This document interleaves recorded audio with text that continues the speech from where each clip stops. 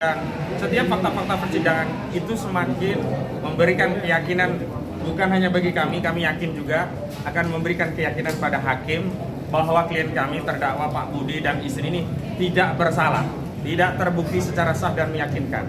Bahkan dalam fakta persidangan tadi ada keterangan-keterangan yang sebenarnya dalam hukum tidak diperkenankan, tidak bernilai, atau yang kita sering sebut dengan testimoni de auditu, di mana Lurah tadi ya, Pak Purba tadi dari Lurah Cengkareng Timur ya, mengutip satu data-data yang data-data itu justru memberatkan klien kami, sehingga seolah-olah perkara ini menjadi sempurna, dakwaan ini menjadi sempurna, padahal rujukan data-data tadi hanya dari komputer yang diinformasikan dari stafnya, dan terbukti stafnya tadi ditanya diperiksa enggak dalam penyidikan, tidak pernah diperiksa.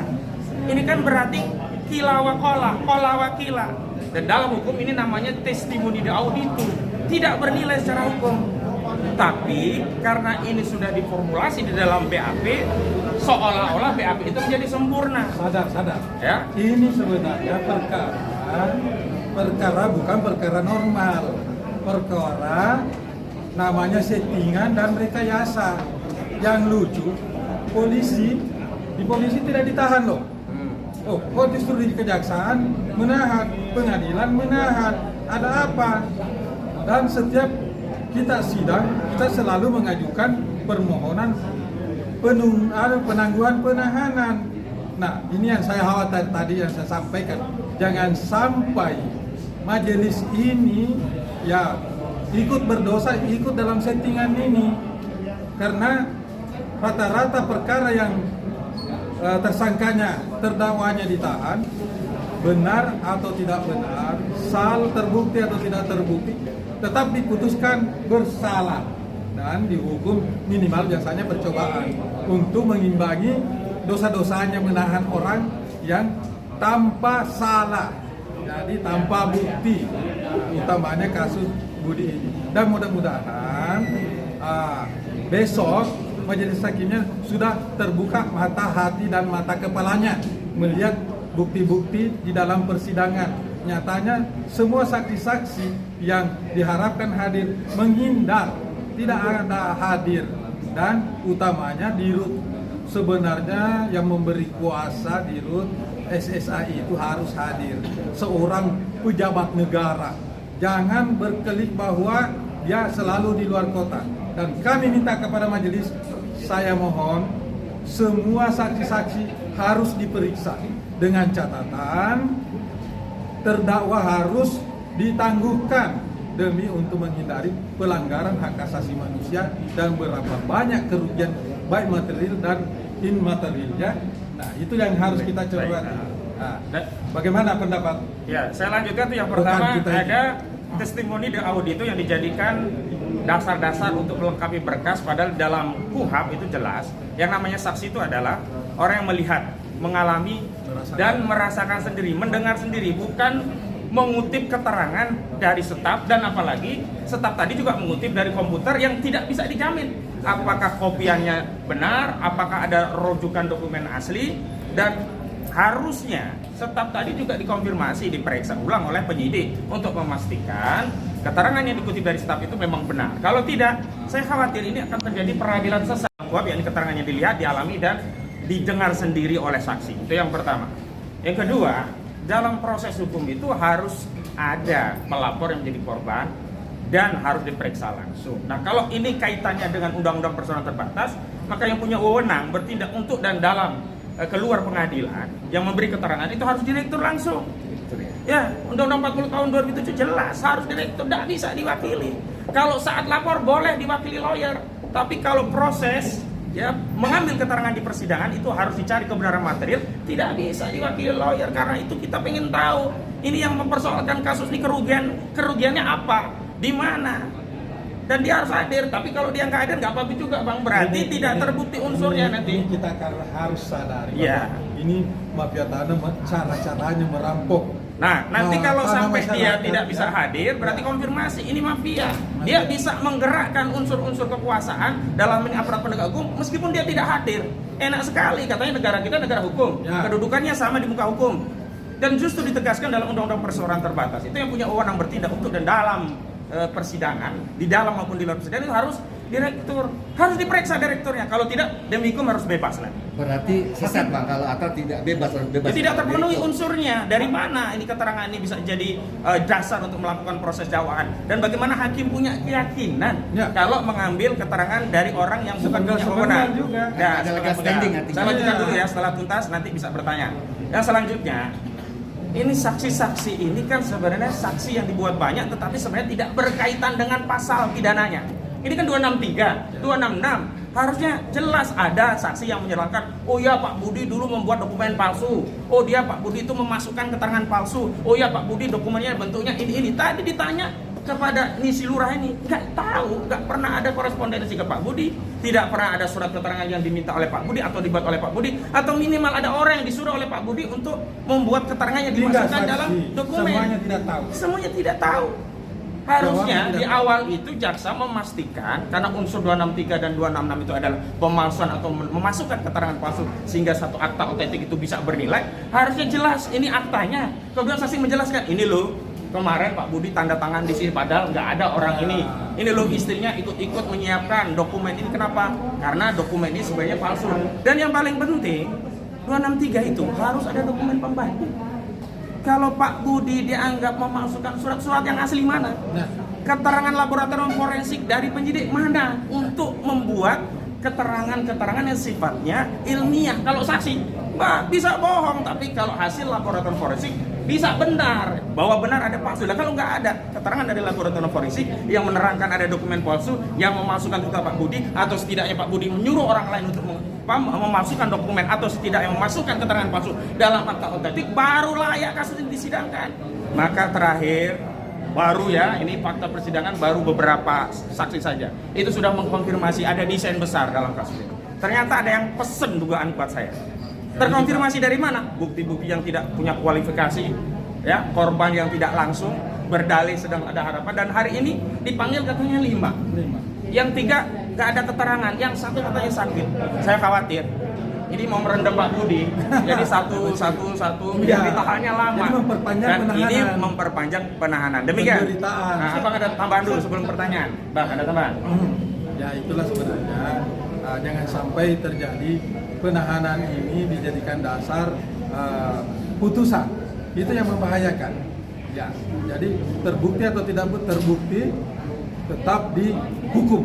Karena sudah kadung-nahan kan? Sudah kadung-nahan. Apa yang harus dilakukan pada hakim kalau fakta persidangan jelas-jelas tidak meragukan apa yang dimiliki oleh sebenarnya hakim itu di antara pertimbangan bahwa dia bisa mengabulkan penangguhan penahanan itu melihat fakta persidangan. Kalau dalam fakta persidangan itu tidak meyakinkan, hakim kan harusnya punya sikap batin. Oh yakin sebenarnya ini tidak salah, tapi harus tetap proses dalam persidangan. Sehingga semestinya dia sudah bisa mengambil kesimpulan dari beberapa keterangan saksi tadi untuk mengabulkan penangguhan penahanan. Apalagi sudah ada jaminan tidak akan lari, tidak akan menghilangkan barang bukti, dan tidak akan menghilangkan melakukan tindak pidana. Anggota DPR memberikan jaminan. Bahkan ada jaminan dari anggota DPR. Dan semua lawyer memberikan jaminan. Dan tadi negara ada sertifikat juga diberikan jaminan. Ya. Kurang apa? Makanya saya tanya tadi majelisnya. Apa alasannya? Persyaratan apa yang harus dipenuhi supaya kita memenuhi? Kira-kira apa Pak? Ya. Ya ini masuk angin mungkin.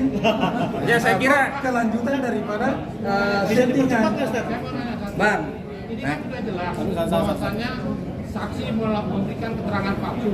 Apakah pengacara berniat untuk menuntut saksi? Itu sudah pasti Pak. Sudah pasti keterangan palsu itu, tapi memang kalau ini bukan perkara settingan. Kalau ini perkara settingan dan terimbas kepada yang pemutus, susah karena saksi palsu itu, keterangan saksi palsu harus diputuskan oleh majelis hakimnya. hakimnya. Jadi begini, Ini yang menjadi terlepas persoalan. kita mau memproses atau tidak, tapi kita tadi bersyukur dengan keterangan saksi yang berubah-ubah sehingga otoritas seorang saksi tadi dipertanyakan, sehingga dia tidak dapat memberikan keyakinan bagi hakim untuk menerangkan suatu peristiwa ini seperti apa. Karena seorang hakim itu memutus perkara berdasarkan 2 alat bukti dan keyakinan. Saya kira bagi majelis hakim yang mulia sulit untuk mendapatkan keyakinan bahwa ini perkara pidana, sebuah kejahatan, kalau kualifikasi dari saksinya saja meragukan. Dan itu alhamdulillah jadi menguntungkan bagi Pak Budi, bagi kita tadi. Nah tinggal kita kaitkan dengan keterangan-keterangan saksi yang lain. Justru kami punya prasangka baik dari keterangan-keterangan yang lain itu justru membuktikan bahwa unsur-unsur pidana itu semakin tidak terpenuhi. Harusnya kan tadi pertanyaan simpelnya begini, Pak Budi memalsukan apa? Iya kan? Saksinya Pak Lurah misalkan, iya Pak Budi memalsukan. Kalau tidak memalsukan, menyuruh orang yang mengirimkan data palsu misalnya, apa faktanya? Kan nggak ada. Aslinya mana? Nah, yang paling penting tadi kalau memalsukan aslinya yang mana, dan kemudian ada uji laboratorium forensik terhadap dokumen. Karena 263 itu berkaitan dengan dokumen, ya harus ada uji. Jangan sampai hanya keterangan kola wakila. Ya, benar. Orang langsung dihukum. Dampaknya Bukan dengan surat saksi nggak hadir, bukan bisa dibandingkan surat palsu dengan surat palsu. Ya, jadi ingat ijazah Jokowi saya jadi. dengan saksi tidak datang gimana dampaknya bang? Saksi nggak pernah datang. Satu dulu, ini dulu. Oke pak, dampak politiknya atau dampak penegakan hukum di Indonesia ke depan jika kasus yang saksi-saksi itu demikian lemah, Pak Budi tetap dihukum. Dampak seperti apa? Saya jawab ya. Kalau Pak Budi tetap dinyatakan bersalah ya tanpa ada dasar ya sebagaimana dengan fakta persidangan, ini sangat membahayakan. Bisa nanti masyarakat itu main hakim sendiri dan bunuh-bunuhan sesuai dengan kata-kata Jokowi, dan ini akan terjadi. Tidak bisa tawar-menawar. Kalau hukum sudah tidak dipercaya lagi, penegak hukum tidak diharapkan lagi untuk menegakkan hukum secara baik dan benar, ya pasti bunuh-bunuhan nanti. Ya itu, lihat saja. Lebih baik sekarang majelis hakim menjadikan contoh atau pintu untuk membuka tabir melawan mafia tanah di seluruh Indonesia. Baik, silakan. Bang, abang belum Satu ya. Dari 3 kali sidang, penggugat menjadi Bukan penggugat ya, pelapor ya. pelapor. Ya, pidana ini. Saya baca di bawahnya tergugat.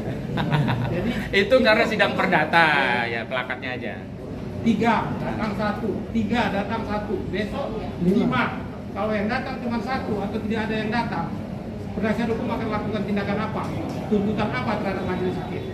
Ya, tentu kita mengajukan nota keberatan. Ya, karena kewenangan kita cuma itu. Hanya itu. Yang berkuasa penuh ini adalah hakim. Hakim adalah wakil Tuhan di dunia dalam perkara. Cuman saya kira begini ya, publik harus bisa membaca bahwa ini adalah ada rangkaian proses untuk menzalimi terdakwa. Kalau memang tidak ada proses menzalimi terdakwa, harusnya kan segera saja dilengkapi. Orang dulu siap untuk diperiksa sebagai saksi di polisi, kenapa sekarang nggak mau siap gitu loh? Ada yang sakit, jangan-jangan nanti ada yang jantungan, meninggal, persis seperti kasus ijazah Jokowi. Mau diperiksa jantungan, meninggal gitu loh. bisa Ya. hakim menghentikan sidang bang kalau saksi nggak datang semua? Nggak bisa, paling melanjutkan langsung ke tuntutan, dan itu menguntungkan kita. Ya. Berarti unsurnya tidak bisa dipenuhi. Bisa dipercepat berarti bang ya? Tapi memang dari segi posisi Pak Budi itu bisa jadi keberuntungan. Ya. Tapi bikin celaka semua masyarakat Indonesia yang nanti akan dirampas tanahnya, dikriminalisasi semuanya. Itu yang membahayakan.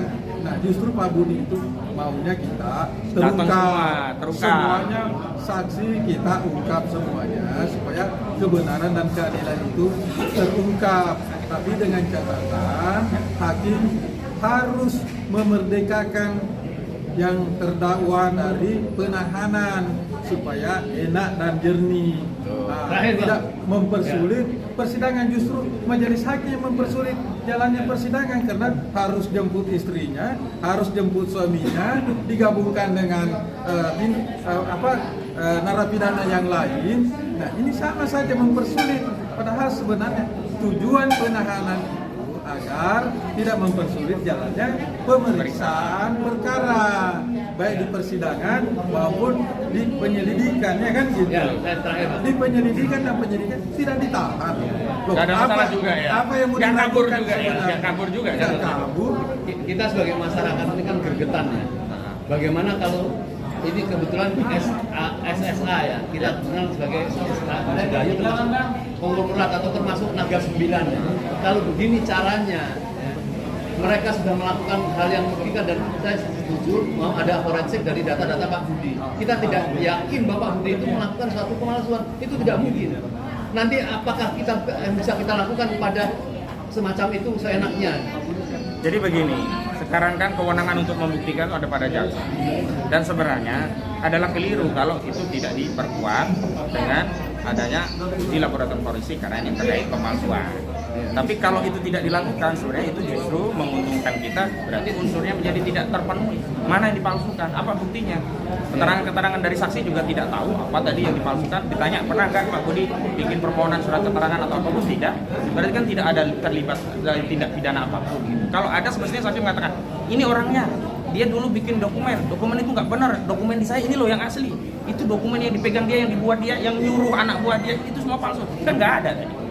Nah, ini hanya cerita-cerita tentang riwayat tanah, tentang dia dulu jadi lurah di Cengkareng Timur ke Barat, kemudian pindah Cengkareng Timur, yang nggak ada korelasinya dengan inti persoalan. Dan justru itu semakin mengkonfirmasi memang Pak Budi tidak bersalah dan harusnya dibebaskan. Begitu ya? Cukup ya? Ya, makasih. Assalamualaikum warahmatullahi wabarakatuh.